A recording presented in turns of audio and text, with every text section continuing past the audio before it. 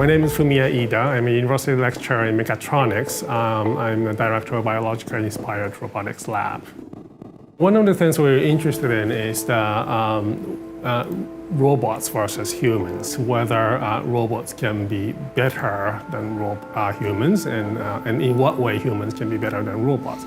So we have been working on the projects on robotics that the robots can build robots, because building robots is a really difficult challenge. Even for humans, we need to think about many different materials, many different designs. What you see here is a project where we're comparing humans and machines in terms of their capability to design a system. So the problem here is locomotion. The robot has to move as fast as possible. And we designed a machine algorithm that basically optimizes the design and does this automatically. And we asked, can the machine actually outperform the human designer?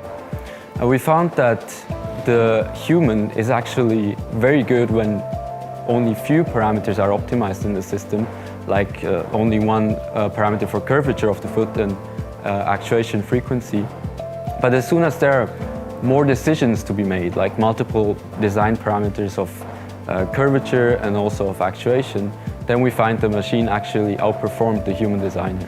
I think it will be very useful in the future for designing robots that explore new planets or our planet, or also that do search and rescue in like cluttered environments. So I think that's going to be the application for this.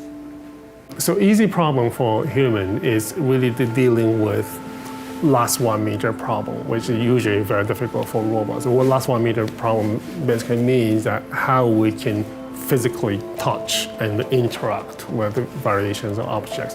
So the example of this kind is a kind of agricultural harvesting problem.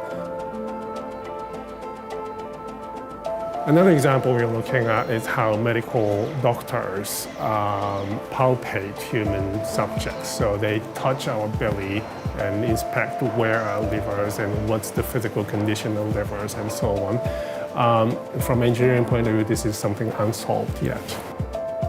So we are really in an exciting period of the history of mankind, and the robotics revolution is happening right now.